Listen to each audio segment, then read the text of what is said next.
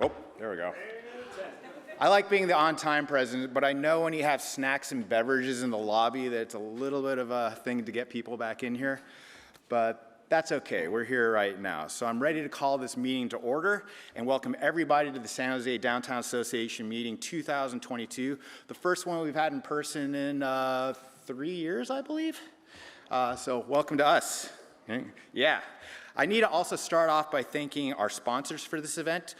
Bridge Bank, sponsored on our board by Emily Ruvakaba. Spent all morning practicing that pronunciation. And San Jose State University, represented on our board by Edwin Tan. We were here and hosted in the beautiful Hammer Theater. Glad to see you all here. I've also been asked to acknowledge some of the people that are here in attendance today. I see you right there, Mayor Sam Liccardo, thank you for showing up. Okay, thank you for your service as well. I want to thank you in particular for making sure that San Jose, reminding the world and reminding us that San Jose is a global city and putting us on the world stage. So thank you very much for giving us our rightful place.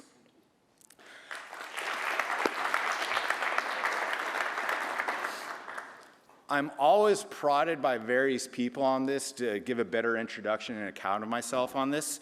So I'll just let you know, my name is Alan Marcus. But to all of my friends and possibly my enemies, I'm known as Gumby, okay? You can call me whatever you want, although I'll give you a warning for the reporters out there. I do get a little bit annoyed when you leave the Gumby part off of the articles that you write off.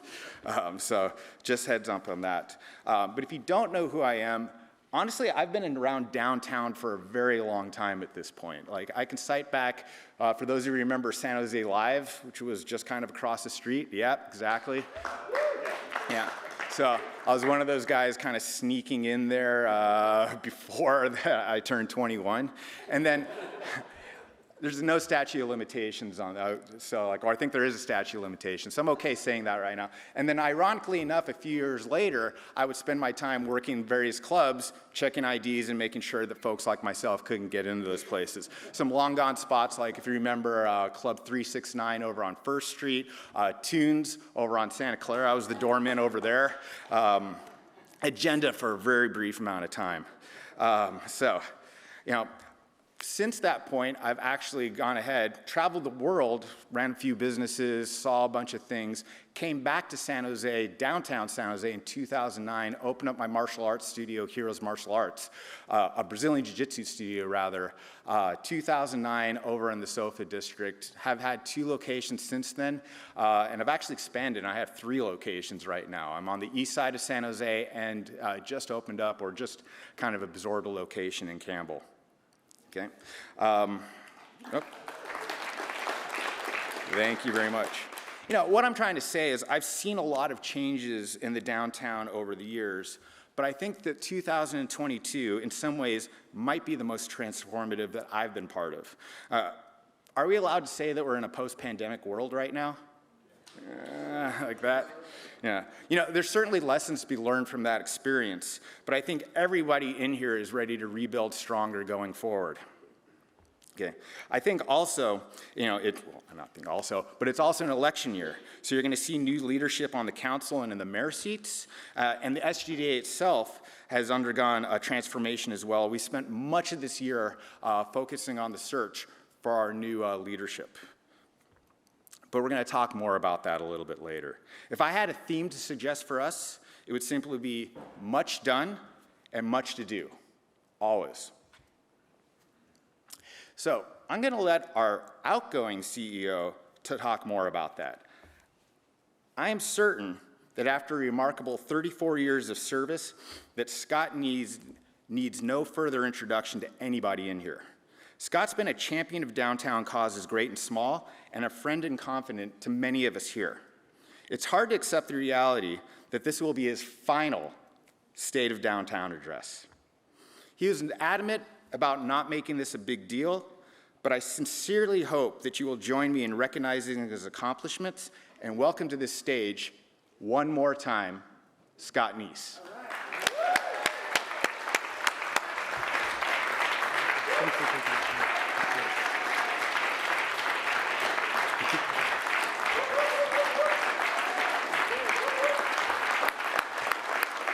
Oh man, You might want to reconsider that after you hear my remarks. Well, good morning. Thank you for that. After 2 consecutive years having our annual meeting on Zoom, it really feels wonderful to be back in this gorgeous theater. Of course, this is the new world order, so we're live streaming as well. Hello, all of the, we got people still in pajamas watching the movie. And then we also have found that there's a number of folks that just wait until we post it on YouTube and then just watch the meeting whenever they want. However, you are receiving the annual meeting this morning. Welcome and thank you for your personal engagement in downtown San Jose. This is, as you've heard, my final State of the Downtown. This is my last speech representing this organization that I've led for 34 and a half years. I've been asked many times lately, how does it feel to be on the cusp of stepping down? And I've readily admitted mixed feelings. I've stayed here all of this time because I've always been invigorated by what's next in city building for San Jose. And now that the torch is being passed, I'm acutely aware of how much remains undone. I have been grappling with my list of unfinished business, knowing full well that is always the case for any big city. We never get to plant a flag and say, we're done. A city is always evolving. The changes are constant, and we see this in San Joseans. In this room this morning, online, the people here understand that the growth and progress for San Jose is not guaranteed. We have to work and fight for it every day. From the mundane to the magnificent, there's plenty to do. Please find what invigorates you and just get started doing it. The effort will be rewarded in the change that it brings. So with this in mind, I'm going to offer 8 things I didn't get over the finish line, and now I'm going to leave in your capable hands. Number 1, utility boxes. I did mention mundane. You can't help but notice these large, ugly metal boxes on prominent sidewalks and street corners throughout the downtown. These are for traffic control and utility equipment, and they block views and they obstruct the pedestrian environment. Even though we try to dress them up, they're still graffiti magnets, and they have no business sprouting on our sidewalks in this day and age when we claim walkability as a community value. I have been complaining about them for years, unsuccessfully. I have been writing about them in our design review letters, but the city of San Jose keeps allowing these boxes to be built. Stop it now. Put them in adjacent buildings, parking garages, underground. Just don't put them on our sidewalks anymore.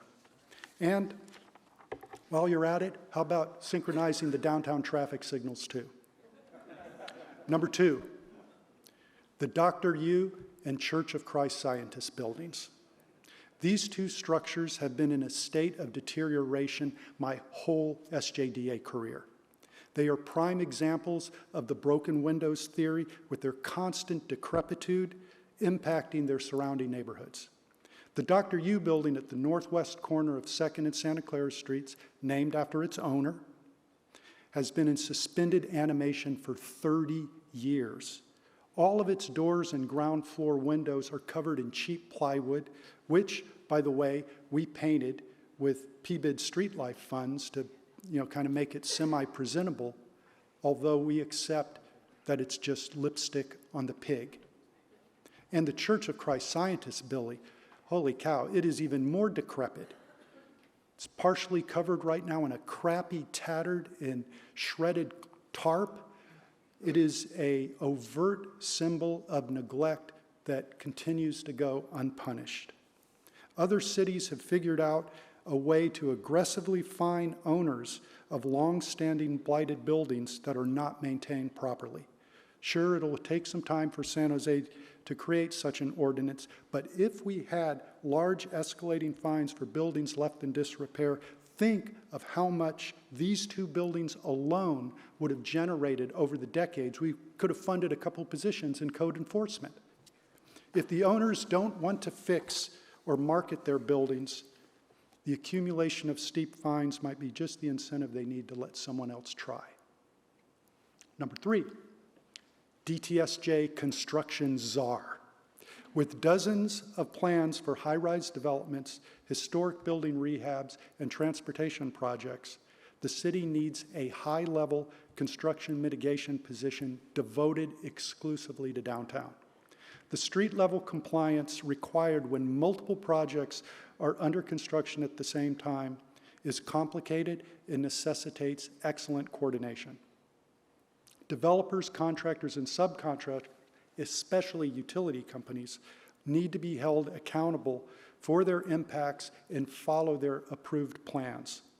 If only half the entitled buildings in the Dearborn area come under construction at the same time that the BART subway gets underway, the city better be prepared for inevitable disruptions that are going to happen in this growth surge.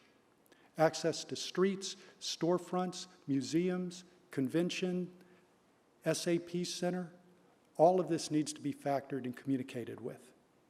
Make the construction czar accountable. Number 4, speaking of BART, there needs to be a subway portal on the south side of Santa Clara Street for the downtown station.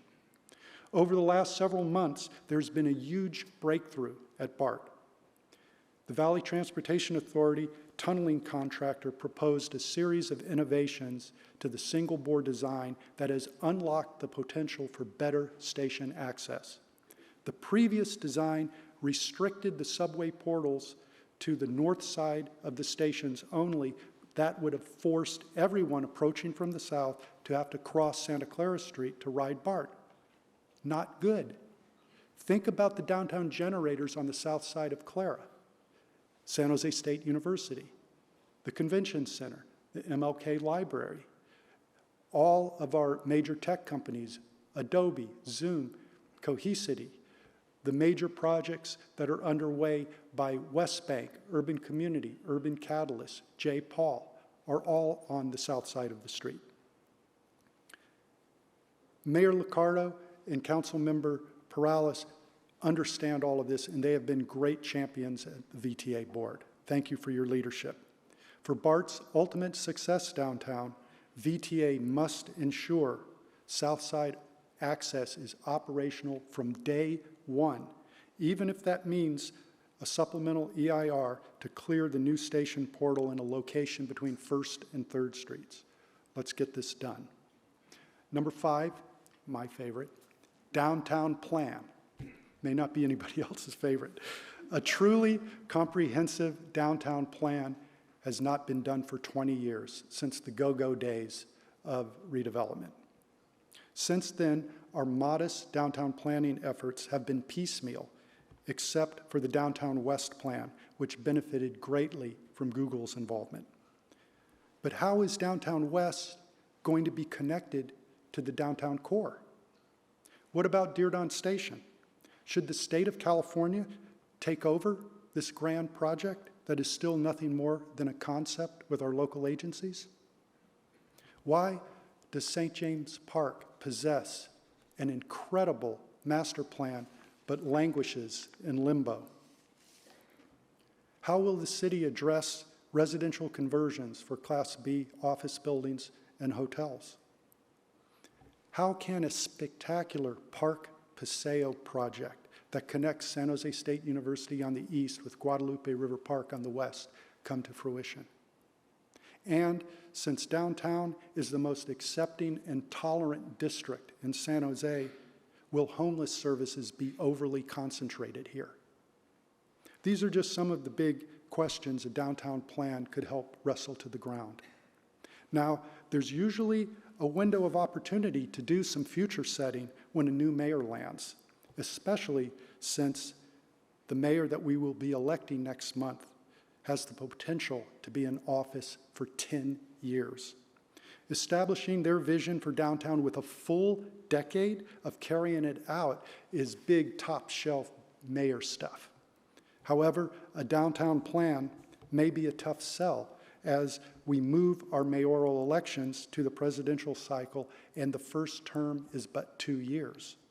This means the mayor is running for re-election from the start and may be more interested in quick wins than planning efforts that bear fruit later.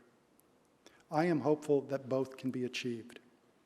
A downtown plan created in collaboration with the city, private sector investors, and community partners could be what helps unleash San Jose's pandemic-delayed roaring 20s. For the benefit of the Center City, it will take political courage in 2023 for the new mayor to play both the short and long games simultaneously. Number 6, are disorder issues attributed to our unhoused street population that could take up the rest of the meeting and more. There are massive efforts underway by the County of Santa Clara, the city, nonprofits, philanthropists to fund housing. And we all agree that this is the top issue, and those that want shelter, they should receive it. But it's not the only issue. What about the population living on our streets suffering from severe mental illnesses, meth addiction, and other addictions that are unwilling or incapable of accepting our help? We applaud the county's approval of assisted outpatient treatment, Laura's Law. However, since this service was implemented earlier this year, all the referrals have been voluntary. Let's get real. The half-naked guy smeared in feces, screaming uncontrollably on the corner is not going to volunteer for services.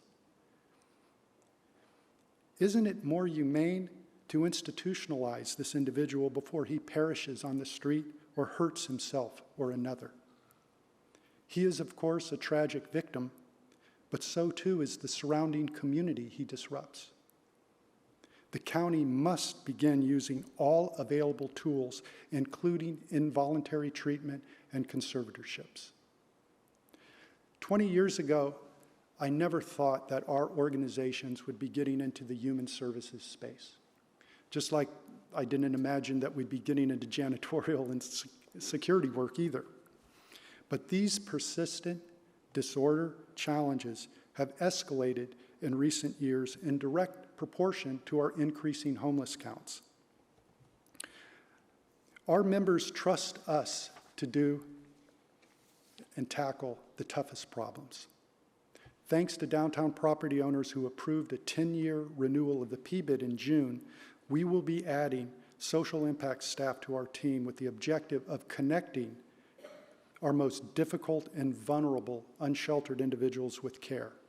What this really means is that we will be dealing with the 10 to 15 individuals downtown that are causing 90% of the fear. Speaking of the PBID, our beloved groundwork services are spending more and more resources cleaning up messes left by our unhoused population. This is not just a downtown challenge. We see it all over the state. The amount of trash is staggering, and for obvious health and safety reasons, we have to clean it up. And it costs money to clean it up. Because of this pervasive need, the County of Santa Clara and the City of San Jose should establish a clean community fee that sets aside 10% of every homeless contract they fund. I made this proposal last year too. Thank you, Spotlight, for covering it. When budgets get tight, a consistent local funding source will be crucial to maintaining clean communities. Number 7, recovering from the COVID hangover will require more patience, perseverance, and pluck. The pandemic shock to the economy is deep and more lasting than we expected. It appears that Thursday is the new Friday, and the return to office is being recalibrated with a shortened in-person work week.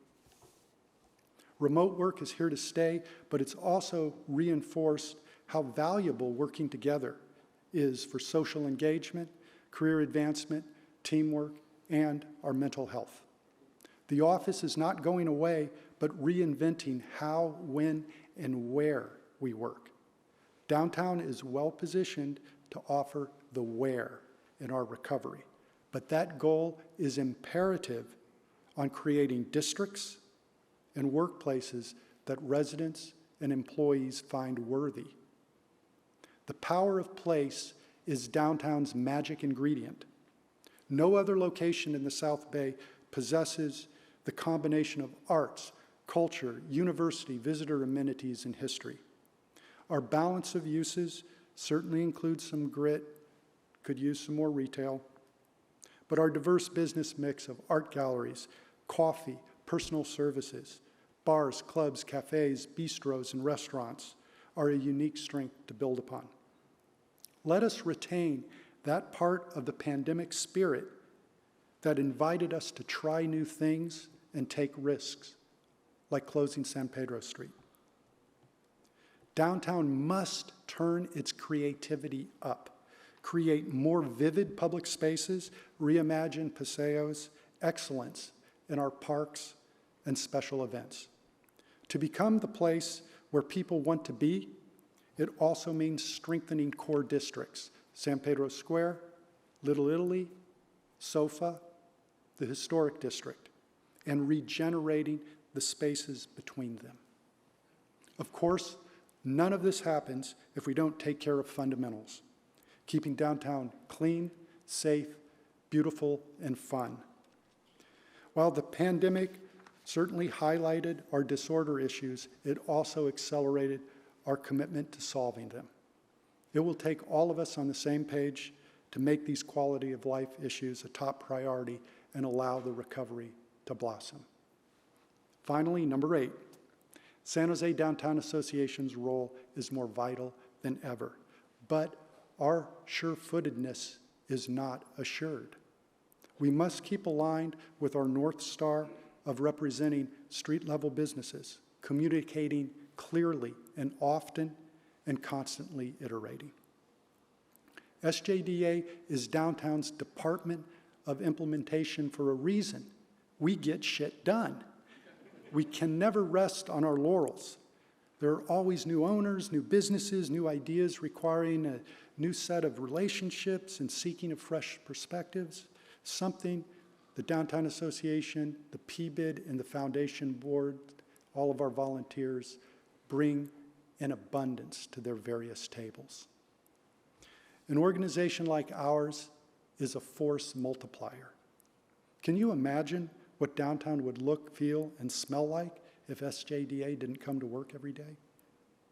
We leverage assessment district dollars, public sector contract, grants, earned income to be an advocate for downtown, but also a producer, a janitor, a partner, a collaborator, and a reliable source of information. We are the glass half full people. We invite inspiration, and we help bring change. But our positivity is always pragmatic. We understand the privilege and the responsibility we have as a leader in downtown's continuous evolution.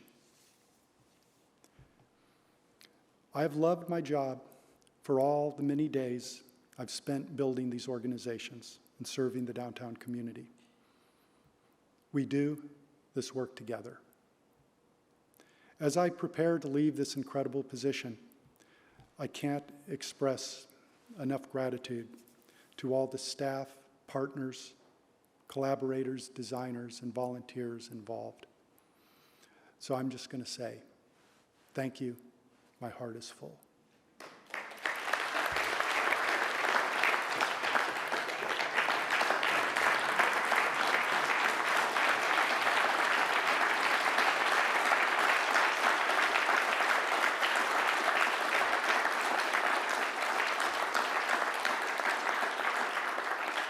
Well, after talking about new ideas and fresh perspectives, we are very fortunate that Alex Statinsky is the new CEO of San Jose Downtown Association.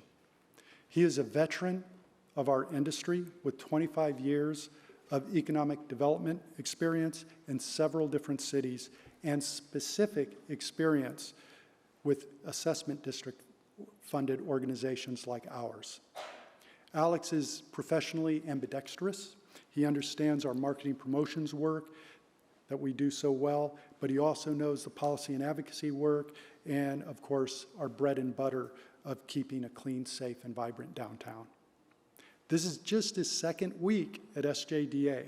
He is also a new downtown resident, so he is immersed in our community already and eager to meet downtowners, have discussions, and learn from you about our center city and his new home. As you get to know Alex, you will see his energy and enthusiasm for San Jose and know, as I do, we have found the right person for this important job. Please join me in welcoming the CEO of SJDA, Alex Stasinski.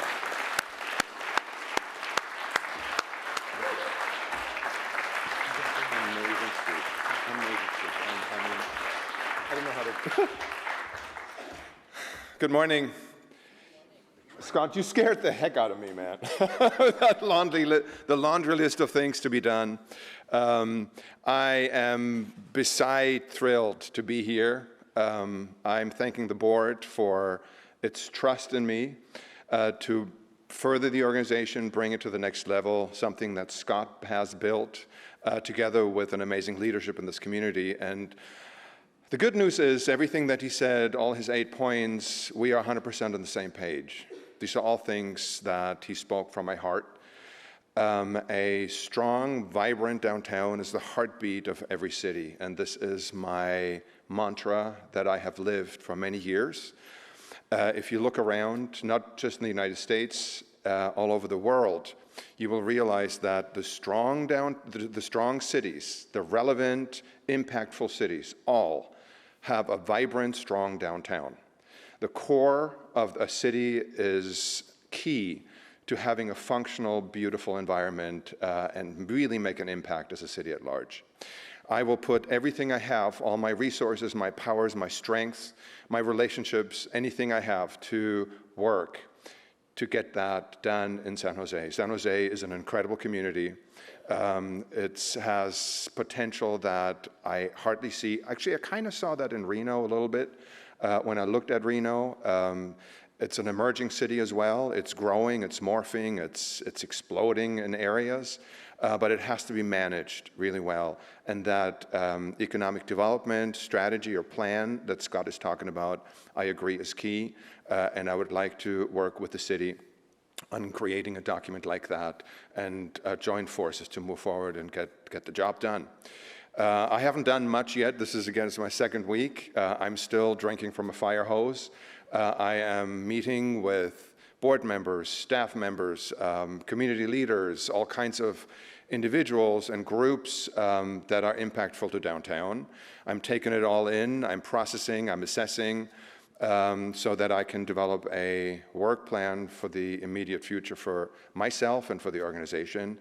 And I can't wait to do that. The first thing that I've done is actually I took action. I have Andreas here in the audience today. He's a consultant that I connected with, and he will help guide the team through a workshop next week to transition to a new CEO. Important to me that we're all aligned, that I take the fear and the anxiety out of the team.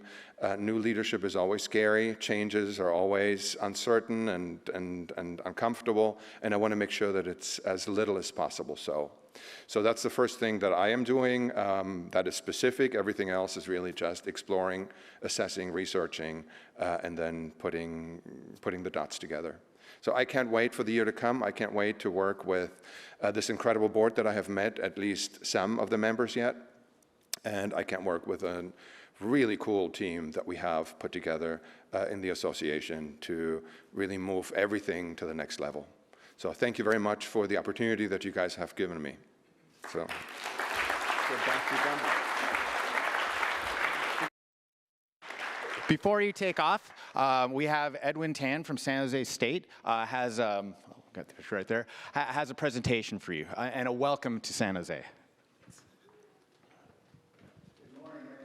San Jose State, and on behalf of San Jose State University, we want to welcome you to Hammer Theater, but also we want to welcome our new CEO, and we have my colleague Ben Thenis here holding up our special City of San Jose jersey from our football team, from our winning football team 4-1 this season.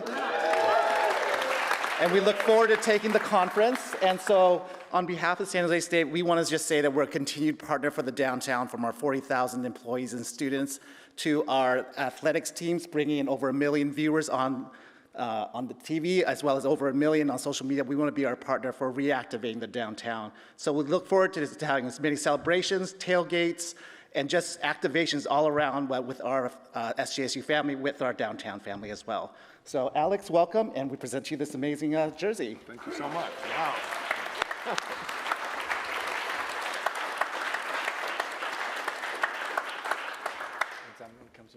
Thank you very much.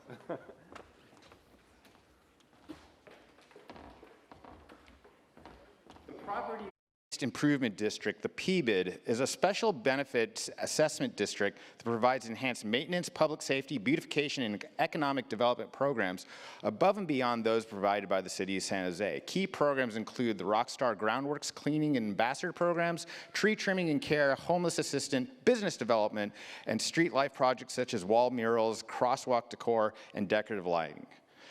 Chris Fries is the current president of the PBID and co-founder of Redco. He's going to come up and tell us a little bit more about the PBID.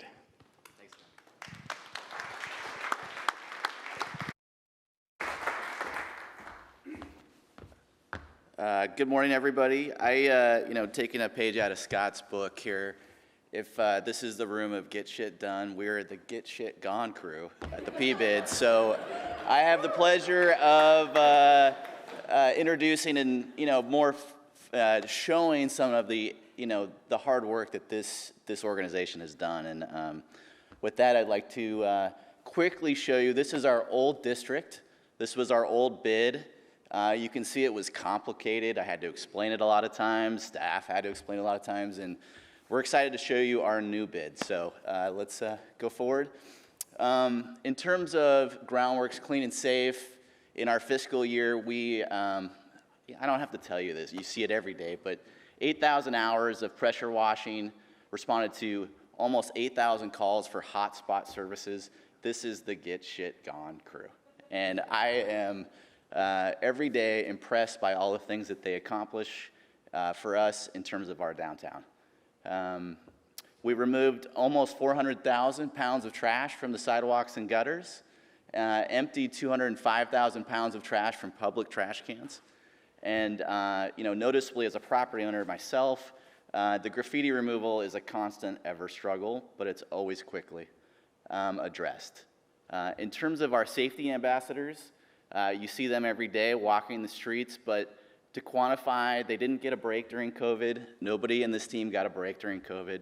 And they're always out there meeting and greeting and addressing the folks that we want to entice to come to our downtown core.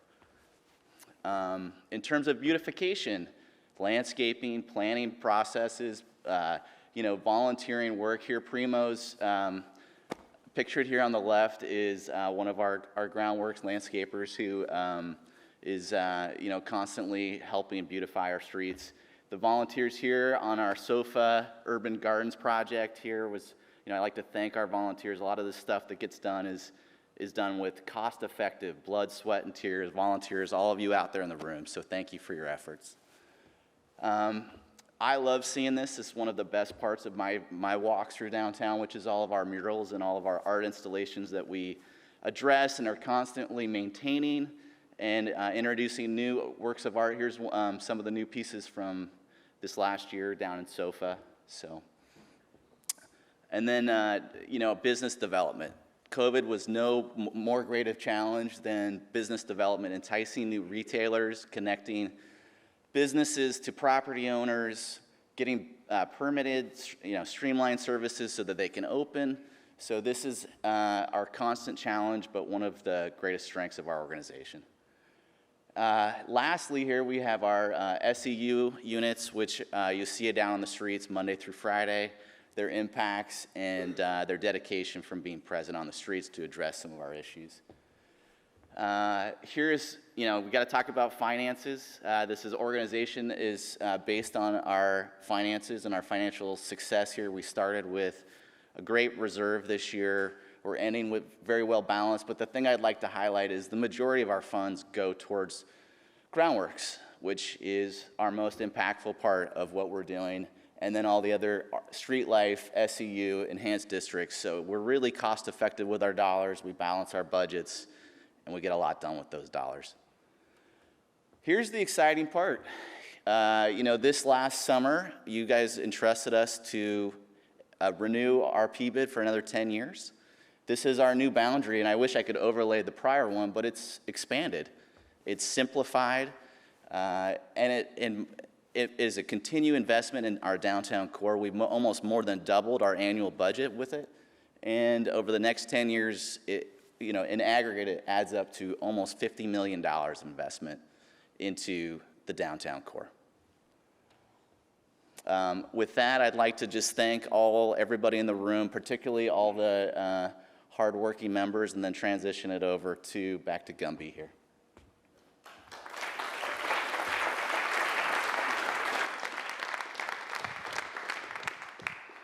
All right, before we get to our committee reports, I see through the light right there. I just wanted to acknowledge our outgoing D3 councilperson, Raul Perales, and his daughter, Sophia, sitting out there in the audience. I also want to take this time to personally thank Raul for his leadership especially during the pandemic for small businesses. Your empathy and your touch was greatly appreciated. And as a fan of lowriders, thank you much. That will be long remembered. Okay, so we have our famous committee reports, and previously this was called the famous 2-minute drill. Well, post-pandemic, we've had to go to kind of a video thing. Maybe it's a TikTok, Instagram, social media type thing. But I'm expecting some creative videos. I'm gonna hype up a little bit of a competition who came up with the best ones on this. But before that, I'm still a fan of the live performance. I appreciate those of you who are here and those of you who are going to get up here right now. So I believe I have Dave Buckles from Advocacy and Charlie Fass from Parking Board to come up here first. Wow. All I can say is it is so nice to see so many people here. My name is David Buckholz. I'm with Colliers. Been in real estate in downtown for over 20 years. Lived downtown for 25. I'm the head of the Advocacy Policy Group for Downtown Association. The Advocacy Committee is where many of the Downtown Association's policies come to life. It's where we nurture policy positions for the organization and then bring those policy positions to the public. As with all downtown businesses, we're very concerned about homelessness, behavioral health, and public safety. We obviously advocated strongly for Laura's Law. It's huge to me personally, and so we've been working on that. We really pushed back on the Project Home Key site in the SOFA district to no avail, but we will continue to work very diligently. This past year, we spent a lot of time on BART. We spent a lot of time on BART every year. It's been 8 years on BART, 10 years on BART, a decade. We really fought to stop the redistricting of the downtown district. They were going to split it into 2 pieces. I mean, literally, including my neighborhood, Nagley Park, they were going to shove into Alum Rock. So, thank God, that's a policy position we won on. I'm reminded of Malcolm Gladwell. He talks about the interconnectivity of humans and the need for interconnectivity. That's why it's so nice to see so many people here. What I would like to see is all of you come to our advocacy committee meetings. It is the 4th Tuesday of the month, I believe. Talk to Nate LeBlanc about joining us. We need to hear your voices. We need to understand what the things are that you are seeing in your community that you want to see changed. So, 2 minutes, done. Charlie.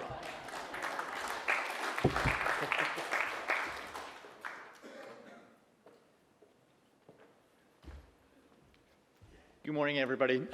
Charlie Foss. I'm the Vice President for Admin and Finance and the CFO at San Jose State. I wear multiple hats. I'm the Vice Chair of the Parking Board, and that's what I'm going to be speaking here. I'm also the Chair of the San Jose Sports Authority, bringing sporting events into the downtown.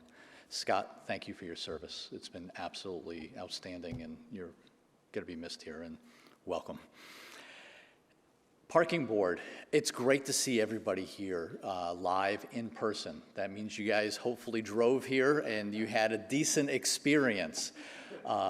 We are trying to continue to figure out how to have a better experience with our parking in the downtown as we change in various modalities. Similar to what we did in the pandemic with people working from home. Now with parking, with scooters, with walking, with light rail, parking is different than it's ever been, and it's going to continue to evolve and change. The free parking programs that we have for 90 minutes in the downtown help. They help our businesses, they help bring people in, they can get their errands done, and if they have to stay longer than the 90 minutes, then it's $2. So it's relatively easy to do. One of the impacts that I see from the university is we just brought 35,000 students back, and that's great because the downtown needs that shot in the arm, but that means there's tons of cars on the road. And our students, 40% of which used to take light rail and the buses, they stopped doing that during the pandemic. We are pushing that back so more people will be taking light rail and using smart passes. All your businesses, there's a way for you to get your businesses to use smart passes and then get a rebate back from the city. So take a look at that and think about, is there other ways besides formally parking your car here? With that, thank you very much, Scott. Again, well done. And the Parking Board thanks you. You have any questions, comments? Henry is the chair, Henry Cord. So just let Henry know. Thank you.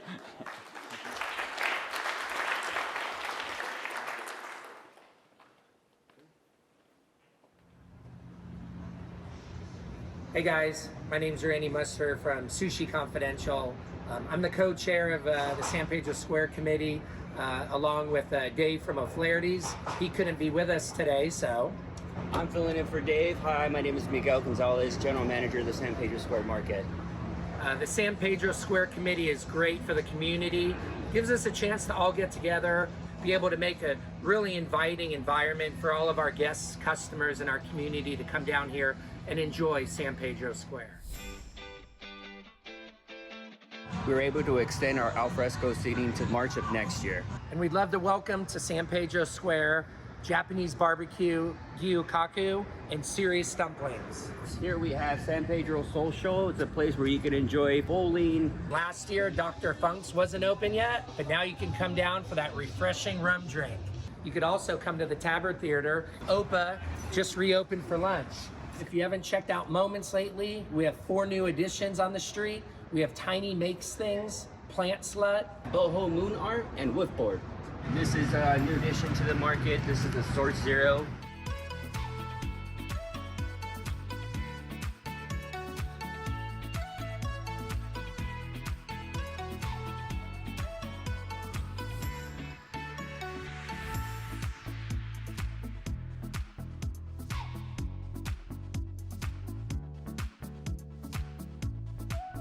Coming in November and December, San Pedro Square will be the hub for the Quakes World Cup games and viewing parties. Thanks everyone for tuning in today. Yeah, if you'd like to support and get involved, please visit our website at sanpedrosquare.org. We'll see you guys soon.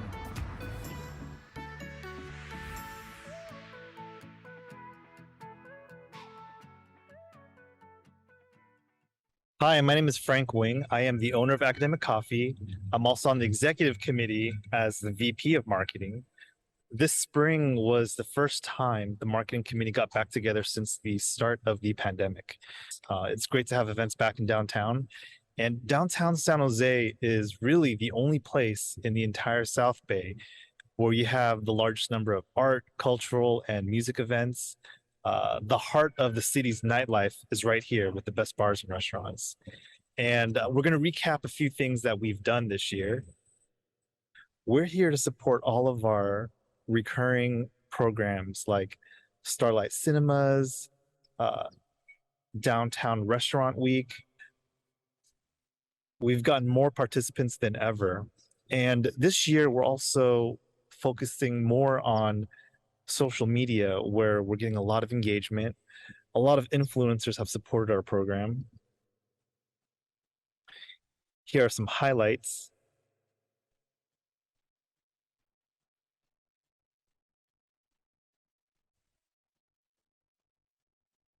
And by supporting these programs, we're not only boosting our own social media, we're also boosting the social media of all our participating restaurants.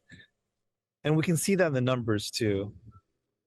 Our social media accounts have reached more followers, even people that don't follow us, through shares. And our social media has grown by double digits. What's next is that we're supporting our marketing program by focusing on campaigns that show what downtown really is like. No stock photography, just real participants in downtown enjoying our events, enjoying our restaurants.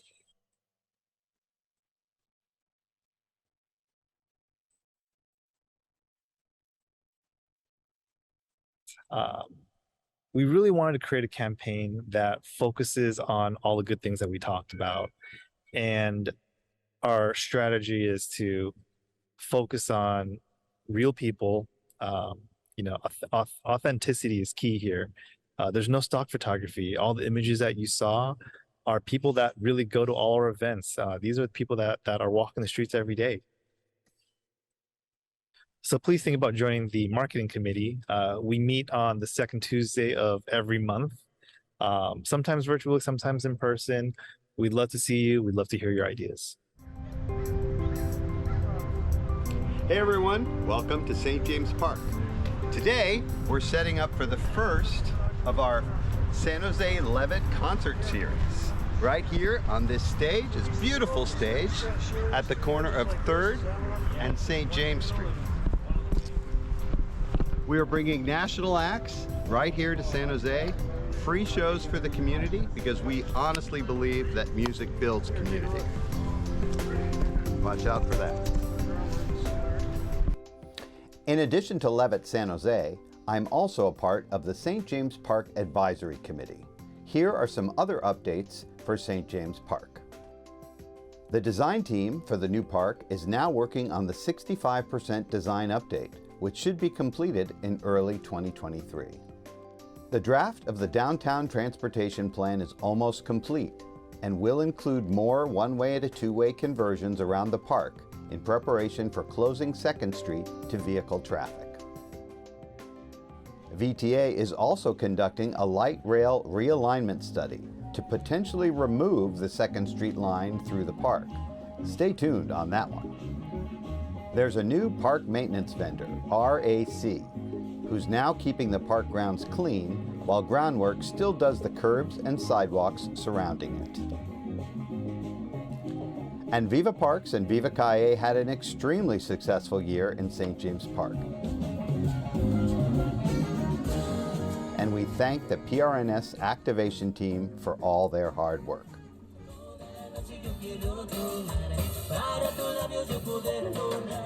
The Friends of Levitt Pavilion San Jose, along with the City of San Jose and the Levitt Foundation, are building a beautiful pavilion here in St. James Park. Plans are well underway, but in the meantime, so you can still come out, enjoy the park here every Sunday in October. Let's head into the beer garden and have a beer.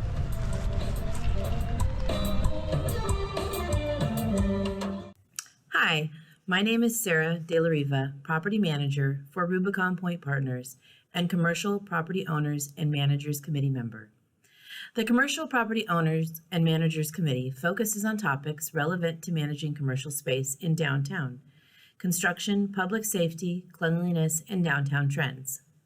More importantly, the committee provides property managers and owners with a forum for sharing ideas, addressing concerns, and creating solutions. With many of our buildings and tenants experiencing varied occupancy, we are managing our public and private spaces in new ways. If you are interested in joining this committee or have ideas for meeting topics, please reach out to Chris Arkley, Operations Manager for the Downtown Association. Our next meeting is Wednesday, January 25th at 1 p.m. via Zoom. Check the SJDA website for more information. Thank you. Good morning. I'm Brian Corbett with Gensler Architects. I'm an SJDA board member and I chair the Downtown Design Committee. The committee consists of a group of architects, designers, planners, and urbanists advocating for design excellence in our downtown core. Our volunteers review key development proposals in downtown and assess the design against our rubric of 11 criteria. It's been another really exciting year for our committee. The projects proposed for downtown continue to be of increasing architectural design quality and are generally receiving very high marks from our committee. We're seeing most of these proposals putting a heavy emphasis on sustainable design, going beyond code minimums, and also considering strategies for reducing embodied carbon. It's a welcome change for our projects in downtown. Some of these projects include 250 Stockton, an office building near Whole Foods by Mwale, with Steinberg Hart as the architect. Very well received by the committee. We appreciate the generous outdoor space for tenants and the massing articulation. It'll provide jobs close to transit near Diridon, which is a key to our sustainable future of our city. We also reviewed West Bank's Orchard, residential, and commercial projects, two adjacent developments in downtown. The residential projects at the Bowtown site, and we appreciated them rebuilding the restaurant space and mirroring that distinctive mid-century roofline on the apartment building itself. The commercial project is at the Valley Title site. It's a huge office building proposal, and it's a companion piece to the Orchard residential just across the street. The committee responded very positively to the public accessibility, energy conservation, the food hall and retail programming, and vehicular access. The vision for the ground level has potential to add a lot of vibrancy to that neighborhood. That said, there's been some questioning within the committee about the potential over-reliance of trees and planting to define the facades of some of these high-rise developments. It's a trend we've been seeing. Specific concerns include feasibility of keeping the plants alive, what would these buildings look like without the plants, and potential monotony of having several proposed buildings across downtown relying on that same heavily planted approach. Lastly, we would like to acknowledge Scott Nees for his contributions over the years to this committee and to the built environment in downtown. Specifically, his work on increasing the OEI literally changed the shape of downtown for the better. Thank you, Scott, and we wish you all the best. For the year ahead, any developers or architects in the audience, please feel free to reach out to Nate or myself if you're conceiving any projects in downtown. We'd love to discuss your plans and talk about our shared vision for downtown San Jose. Thank you. Good morning. I'm Ramona Snyder, president of the San Jose Downtown Foundation, the 501c arm of the Downtown Association. We're at San Pedro Square because our more recent news is the 20th installation of 10 more downtown doors to help enliven our downtown by adding student artwork to otherwise static service doors and utility boxes. Alfresco diners will be able to see this new and stunning artwork from their seats while waiting for their food and drinks to arrive. Downtown Doors exemplifies perfectly our foundation's mission to support the arts and arts education. We just replaced 10 doors with new artwork 2 weeks ago. The best way to see them is to walk around downtown, so you'll find them everywhere. You can check them out on our Foundation and Downtown Doors pages at San Jose, sjdowntown.com. We also added 10 doors a year ago in October of 2021. We're proud that during the pandemic, our signature program continued to flourish when others had to curtail or stop their operations. We added 40 doors total between 2020 and 2022. Our program, on the education side of the program, the artists gain tremendous confidence they need to be future leaders and get a rare opportunity to express themselves in a very public way. The pandemic also hit some of the artwork hard. So we've done an assessment of each piece of Downtown Doors art and removed several pieces that lost their luster. In addition, because of all the construction on Park Avenue and at the Camera 12 cinemas, several downtown doors disappeared as buildings were razed or gutted to make room for new and exciting buildings in downtown. We'll wrap up our 2 minutes by announcing the addition of another new board member, Autumn Young, Indeed, this is a rewarding board to be on, and we're still looking for board members. We're looking forward to the Scott Nees Exit Roast on October 29th at the Signia by Hilton. It's a fundraiser for us, the San Jose Downtown Foundation, so we hope we'll see everyone there. Thanks and have a good morning. Hello, I'm Joe Salvato, Deputy Director of Guadalupe River Park Conservancy and member of the Social Impact Committee. Our committee is made up of SJDA and PBID board members, as well as business owners, nonprofit staff, and residents in downtown. And our goals are to use advocacy, education, and partnerships to mitigate the impact of homelessness for downtown business and property owners, residents, visitors, and unhoused individuals. The impacts of homelessness include the overall health and well-being of all San Jose residents, a lack of adequate shelter and services, the overall cleanliness of public and private spaces, and the perception of safety in downtown. This committee helps shape SJDA's role in homeless services and advocacy on related issues. The global pandemic we are still grappling with underscored the need to act and provide the right services for our downtown residents. In downtown, we're fortunate to have dedicated outreach staff, and PATH has been able to provide vital services to many of our unhoused residents, though many of our most vulnerable are still sleeping on our streets. They need more intensive services than currently available, and they need the services to come directly to them. Currently, SJDA is in the process of recruiting a social impact manager. When hired, this role will oversee a team of 4 who will be in the field, assisting our groundworks team members in connecting our unhoused population with service providers and assistants. We look forward to working with county and city staff, as well as social service agencies, on the implementation of assisted outpatient treatment and the county's pilot Community Mobile Response Program. If you feel passionate about changing the lives of unhoused individuals downtown and want to create a downtown that's welcoming and safe for all, consider joining our committee. Contact Chris Arkley on SJDA staff for more information. Thank you. It's October once again, so here's our annual update from the Historic District. My name is Eric Nielsen, chairperson for the Historic District Committee. I'm also the lead dishwasher at 55 South on 1st Street. Thanks to the hard work of Nate LeBlanc, Chloe Schitt, Chris Hartley, and others, we have closed Post Street on Thursday through Sunday nights. Come down and see Alfresco in full swing with food and even cocktails out of an Airstream at 55. 2022 has been a challenge to say the least, but we're excited to be moving forward as the office buildings are starting to show activity once again. We have new businesses opening in the district, including the club on Post. Scratch Cookery has a brand new brick and mortar location in Fountain Alley.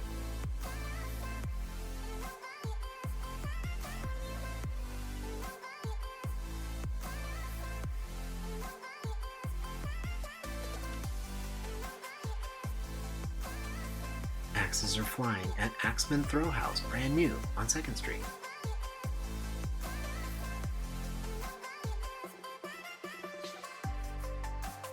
Foxtail Brewery is now officially open, and coming soon next door is Hula Bar and Kitchen. We have a new barbershop in town called Concept Barber. You can actually pay for your haircut in Bitcoin. Egghead Sandos are coming soon on 1st Street as well. With all this energy coming, someone gifted us new pandas. Don't be shy, come out to the Historic District and say hello. We've missed you, San Jose.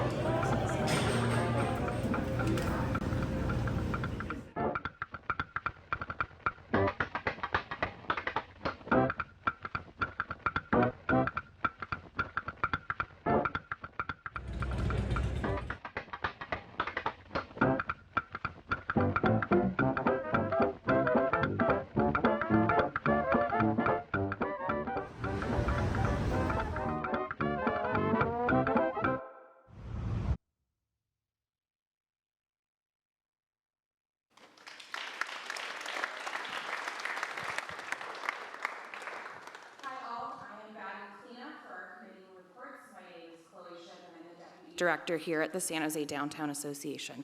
Ooh, that is very bright. I am here to talk to you briefly about a 5-year partnership between the Knight Foundation and the San Jose Downtown Association called the Beautiful Tableau. You might be wondering what that is, and it isn't an effort to put Bob Ross tribute murals in downtown.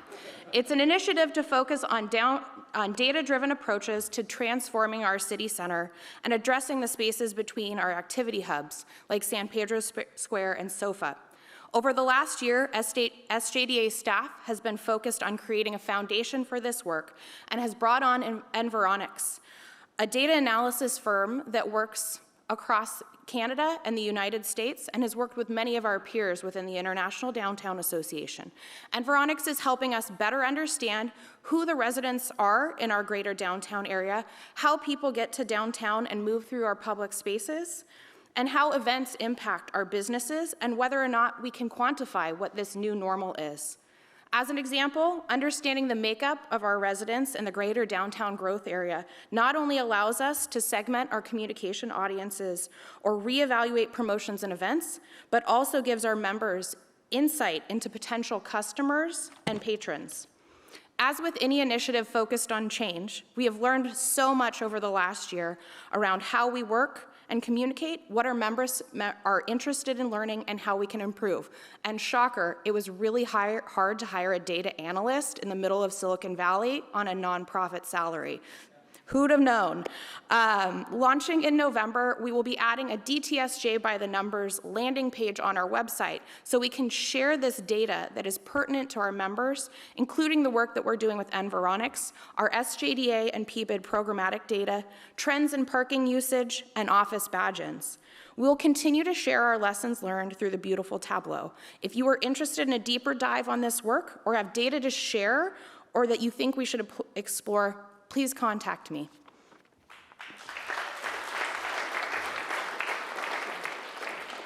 Thank you very much to our committee chair people, our volunteers for those great reports. I just want to emphasize that a lot of the great work that happens within the Downtown Association happens from those committees. You don't even necessarily have to be a board member to participate in those. You can find something that's interesting to you, something that you're passionate about.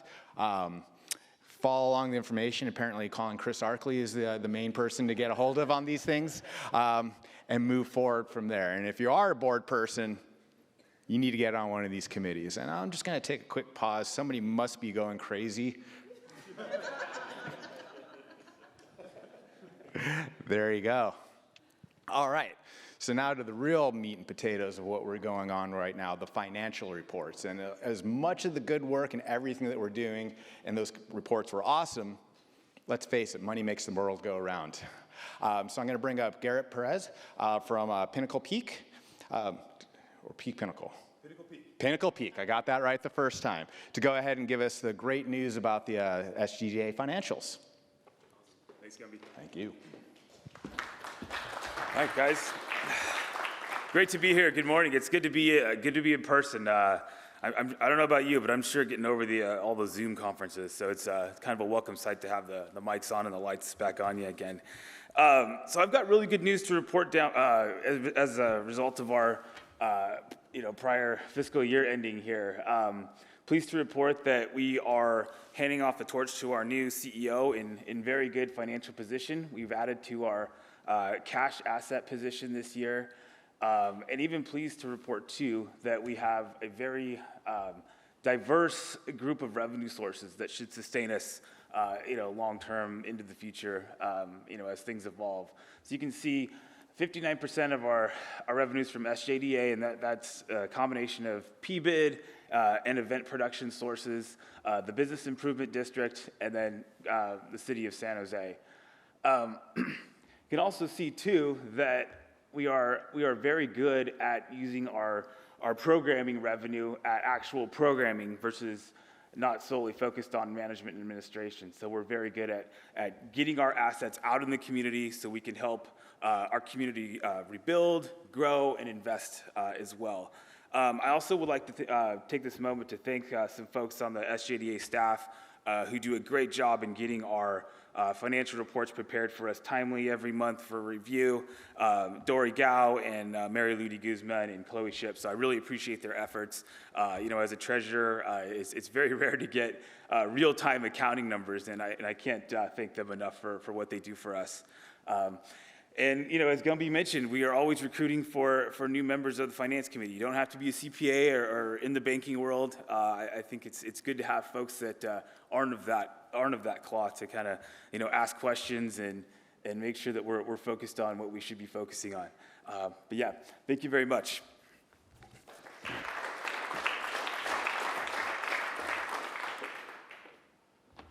One last bit of business. We have to get through the election of our new board members.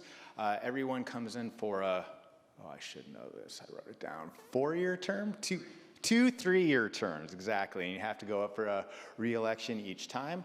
So you do have a class ballots that are done by paper, which are probably at the front if I'm guessing how these things usually work, plus an online version where you can fill out a survey that will give us more information how the Downtown Association can best serve you. Before we put on the video, I should also mention that there was an appointment. Adolfo Gomez from Mezcal is coming back. Yeah, I'm super happy about that one right there. We appointed him, and then eventually said yes. So, true story, okay?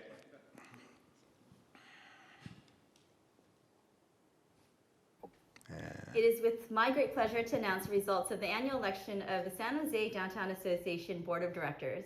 Approximately 1/3 of the Board of Directors seats are up for election at each annual meeting. Directors are permitted to serve 2 consecutive 3-year terms.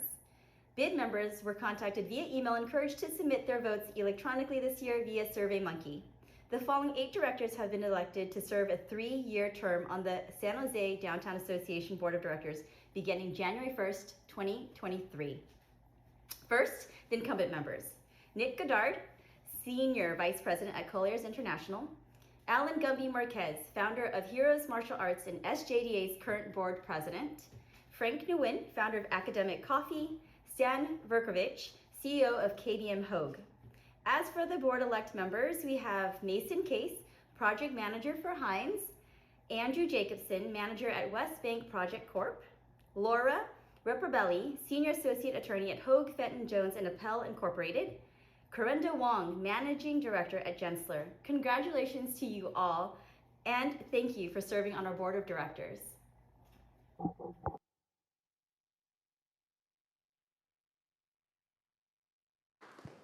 Once again, I want to thank all of you for coming out, all of you that are tuning into us. I want to thank our sponsors for the event, Bridge Bank and San Jose State University. I want to thank all of the presenters. That old cliche, it takes a village, it certainly does. You can see all the great work that we're doing. 1 minute over. So I want to say, again, thank you. Meeting adjourned.